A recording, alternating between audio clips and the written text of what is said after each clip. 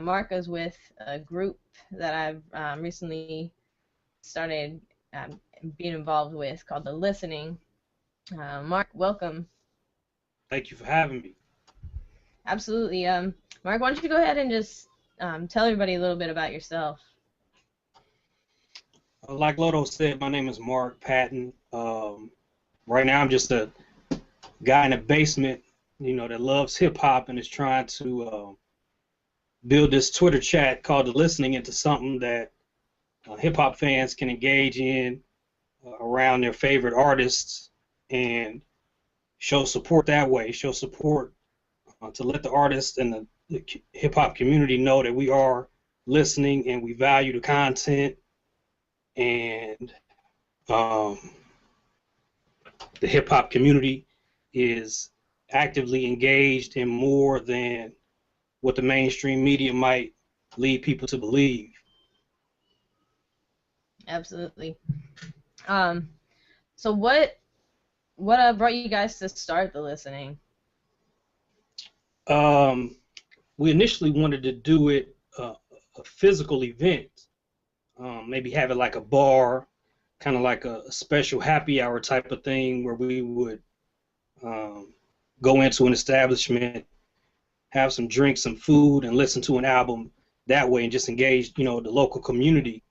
But in trying to talk through it and the logistics and the expenses of it, we decided to just start on Twitter first and see what kind of traction we could get, and then, maybe move it to a physical event sometime down the road. We also didn't know if the physical event would translate to the artists as well as we wanted to. So we wanted the objective to be that the artists notice what we were doing and why we were doing it, and engage. And the easiest way for that to happen now is via Twitter. So we just took that angle. Yeah, absolutely. I mean, seems like the beauty of the the internet age is that you can really find kind of a niche crowd and align yourself with and find like-minded people to speak about a very specific specific content, or whether it's an artist, an album.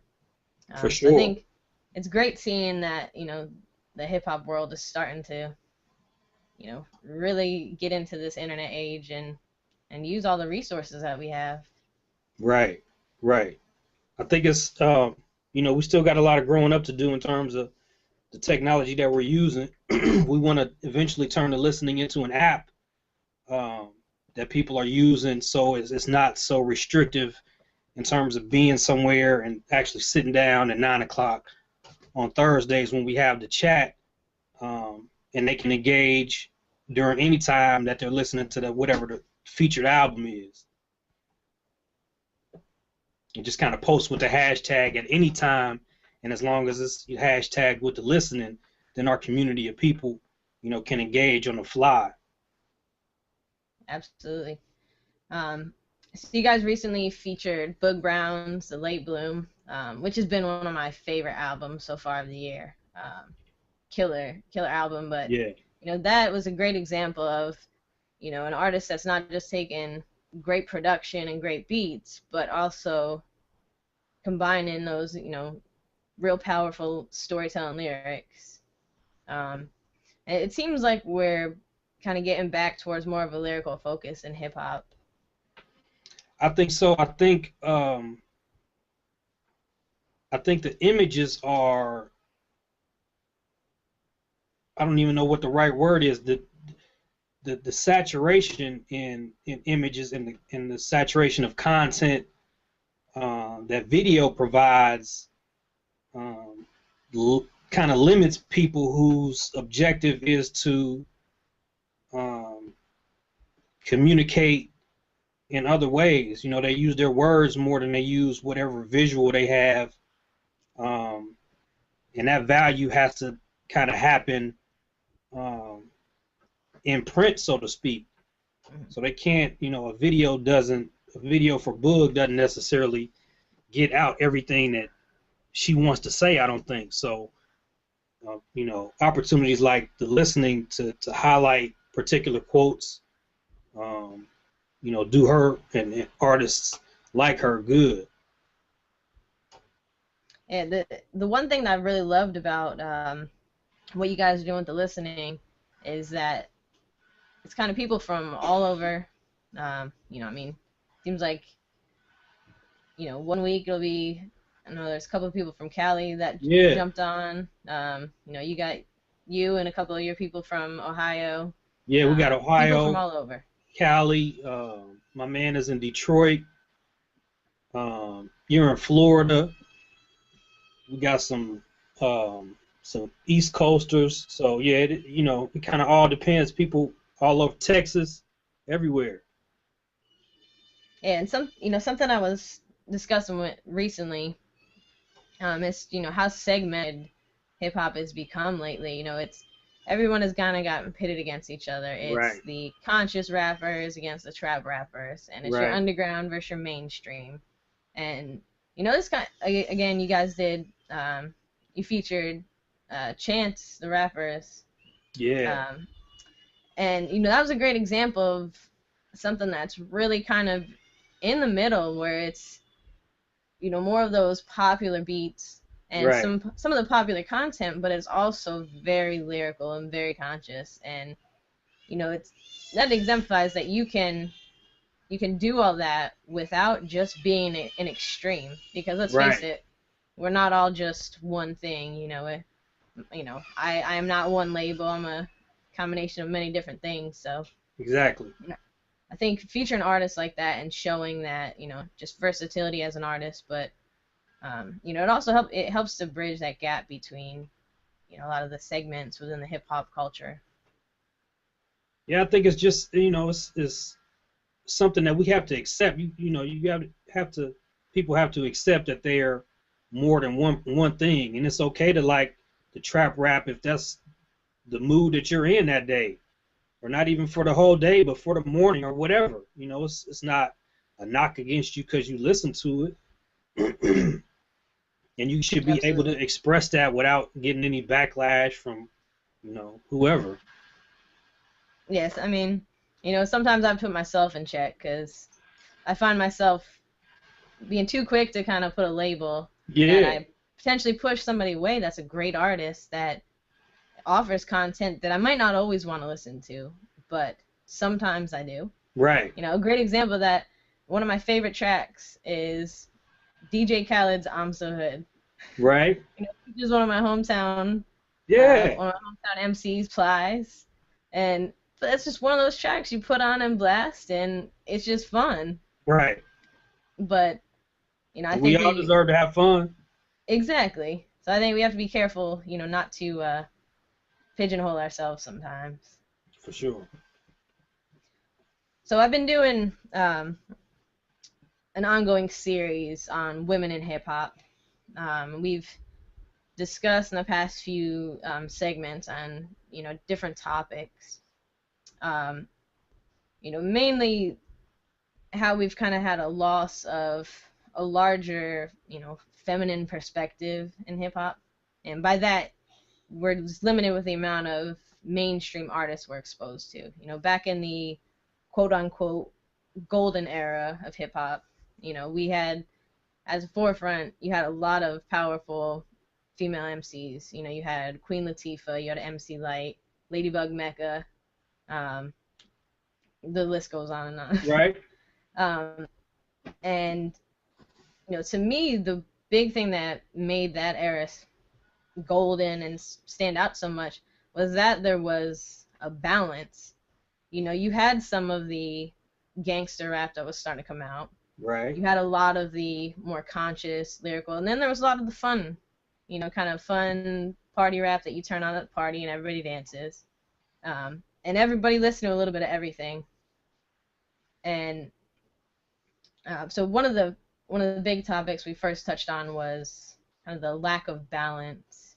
So can you touch on that a little bit? Just how you feel the lack of balance has affected specifically female artists. well, for me, women are an everyday part of my life. You know, I've got a mom and a wife and a daughter and a sister and a sister-in-law, so to not have or hear perspectives from them is abnormal. I wouldn't ever want to be in a hip hop space that didn't allow for me to hear from women, because that's just a natural state for me. Um, I was in college when when Lauryn Hill hit her height, and I was in love, because what she was saying was something that I could relate to, because the women around me kind of collectively embodied, some or most of what she was representing. So, women in hip hop, and women having that voice to be um, whatever they want to be is invaluable. And I think a big thing too, and um, like it was a topic that we started talking about in the listening a couple weeks back, where, and I can't remember which album it was that we were listening to, but we're just talking about, emotions and love, just those topics Oh, within hip hop. that was that science. Yes, The yes, Ella. yes, yes. All right. Um, and I think that's a big thing of it. It was, it's hip hop got to a point where it was expected that if you were an MC, you had to just be hard all the time. Right, You couldn't talk about anything soft. You can't talk about love. right, Um, so I mean, not that that's specifically, I mean, not to pigeonhole any female artists, but that overall lack of balance. I mean, only certain women were allowed to get pushed through, because they weren't fitting that label. They weren't, they didn't come across as a hard MC. We right, only see more recently in the mainstream, you know, Nicki Minaj is the only female that, a lot of the masses, you know, say she's the only female in the game. right, No, we know differently, but, she exemplifies a lot of the stereotypes that, you know, are portrayed now. right. And that kind of goes back to um, her kind of carving out, or somebody carving out for her particular lane. Like I can't say too much to her music because I haven't listened to any of it. But if people are having fun while they're listening to it, then that's fine. They can have fun while they listen to it. But have somebody, or have some kind of tool that says Boog Brown is right around the corner, or Jean Grey, or whoever, to put in when your mood is not like it is when you listen to Nicki. Absolutely. Um, that kind of segues into the next topic that we discussed, the major labels and major control, and the content control that has come along with kind of hip hop getting in line with artists signing with major labels. So how do you think the role of major labels has changed a lot of the content we see in the mainstream? Oh, that's a heavy question. I think that um, once you become indebted to someone or something, then they essentially control a lot of what you become responsible for. So, um, the pushback that an artist may have, or the control that they may want or visualize themselves having, can't really happen to its fullest extent as long as they're being paid by a major label who essentially has the ability to, pull the plug on anything. So I'm sure, I don't have any experience, with a label or with an artist, so I'm sure that there are um, certain um, there's a little bit of leeway, I'm sure, that in terms of an artist going to a label saying, "Hey, I want to produce this type of album," but like I said, when you're indebted to somebody, they have the final say. So they can scrap whatever you have been working on and say, "No, the message needs to be this or that." And I think that's where we are. Thankfully, the internet has not even the playing field, but people are realizing, like Nipsey, like I've got an option to make what I want to make, and make the money that I want to make doing it, as long as I've created a foundation of fans who are willing to support me outside of any influence from a major label. Yeah, absolutely. And I think basically that growth of the independent music scene in hip hop is, you know, definitely, part of the reason that we're seeing such a shift in content and, a little bit of shift in the mainstream image. I mean, just more recently, you're seeing a little bit more diverse type of artists. I mean, we're seeing more of the, Kendrick types that are slowly creeping into the mainstream. Right. And I think something that's going to be important is that artists are going to realize um, that $100,000 a year is a pretty good living. And if they can do that without signing to a major label, then they're going to do it. Give me Yeah, 100,000 right now, and I'm cool. absolutely. Yeah, and I think it goes back to what you said before about, um, that kind of fixation with images. I mean, we got so fixed on videos, and then there's a certain image you have to fit. So people think that, you're building up your career to ultimately get signed, make big money, live in a mansion. But, that the whole idea of creating good music and art is being an artist. I mean, essentially an artist needs enough to support themselves and family and, you know, continue their art form. Right, right. And that's the key. Continue. Do you want to live in a mansion for, a couple of years, or do you want to continue your art form and play it out, for as long as you can? If you take that path, then the $100,000 model, works perfect for you, because you can make $100,000 for the next 30, 40 years potentially. Absolutely.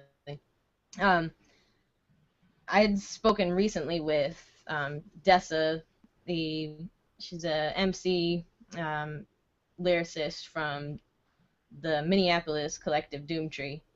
We Okay. had spoken about the independent scene and specifically, her support, the support she has within her Doomtree collective. The model they've used is essentially, you know, why try to do on your own what you could do collectively with a group of people. There's no point in each person trying to rework the whole system Right. when you can individually combine and create your own label. And that's what Doomtree has done. And we're seeing more of that type of group building your own label. And we talked in our last segment. We talked about the extinction of the crew. That was one thing that we also saw throughout the golden era. You saw like your Lauryn Hills, Ladybug Right. Meccas. They were part of. I mean, even though they were phenomenal solo artists and they could Right. hold their own, they could stand on their own 2 feet, and many would argue they were the strongest MC of their group. Right. They still had that support system that helped.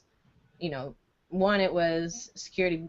Security for them, strength in numbers. Right. It was you have a collective group. If one of you has a show, the rest of you have a show. Um, that helped to control your content because the group was deciding ultimately what the content was, and they were creating their own image. So how do you think? I mean, it seems like, and this is not just an issue that affects females in hip hop. This is throughout. Kind of, it seemed like everybody went towards that much more individualized. F you, pay me. Right. And we kind of, the crews have become extinct. Yeah, I think what's important is what you said about um, having kind of like your crew be your buffer. So instead of a label, some suit and tie being the holding all the purse strings and saying what is good or not good, or is what's going to come out or not come out. You run those things by your crew, and they strengthen you that way. The best model now, I don't.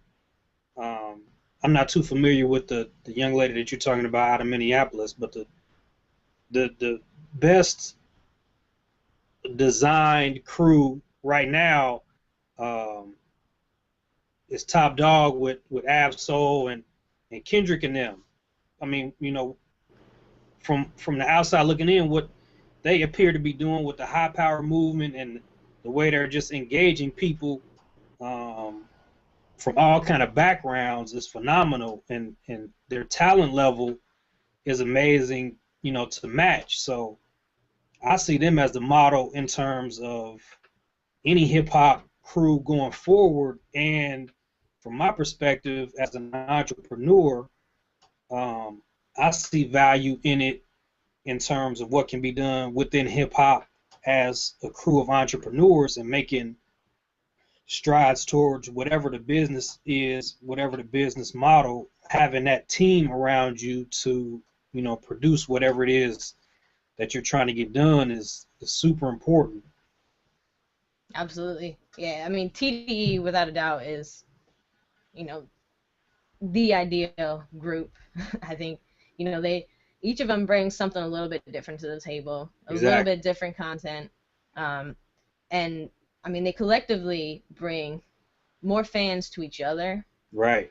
They're exposing by Kendrick being involved with an artist like Ab Soul, he's bringing some more, you know, I mean, Ab Soul has a very particular following, Yeah. um, who may not necessarily listen to Kendrick and may not listen to, um, Schoolboy Q, Right.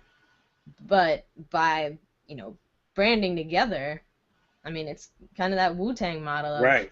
fans of people that were hardcore ODB fans may not have been RZA fans, but by putting all their efforts together, they had that association. They're, a family.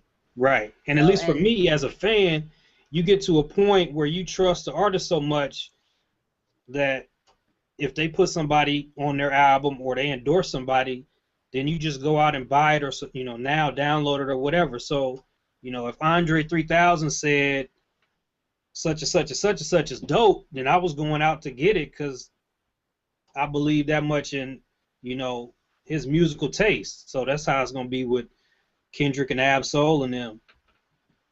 absolutely. Yeah, and I'd spoken to someone recently who, they're complaining that they like hip hop. They're a fan of the old school hip hop, but haven't been able to find good stuff lately, and because they don't know where to find it. So the simplest way, if you want to find new music, find an artist that you like and see who they're listening to. Right. If you're the artist that you really like is co-signing other people, chances are there's something, there's probably similar sounds that they're Right. either they're influenced by some of the same people, or they're sampling each other in some sort of way. So Right. look and see, who does your favorite artist listen to.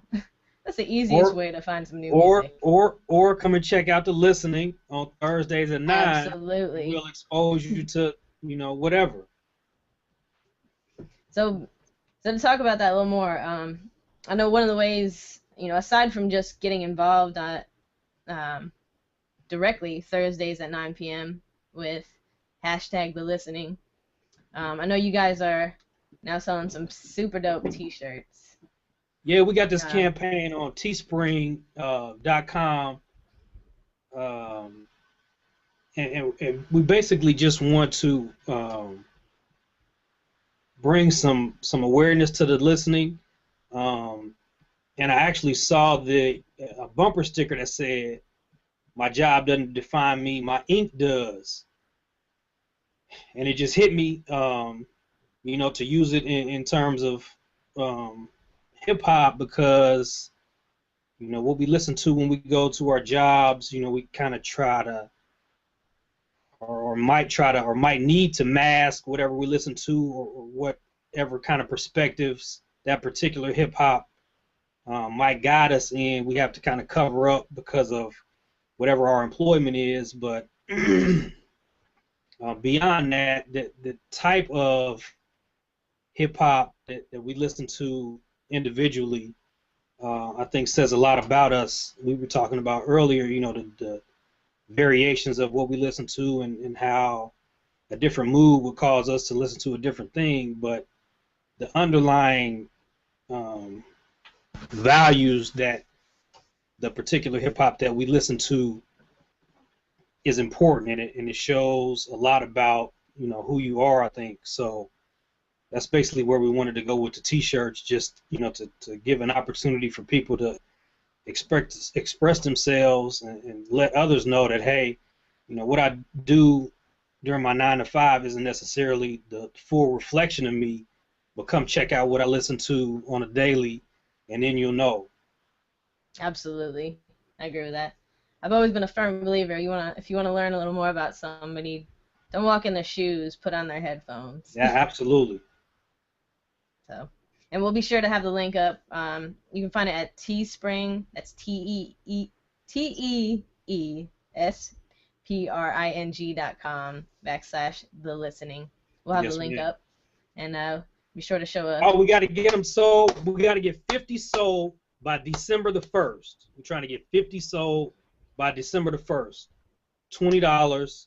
If you're local, if you're seeing this in Cincinnati or Dayton or Columbus, then the shipping is free. I'll bring it to you. So Anywhere you heard else, I everybody. can't. Yeah.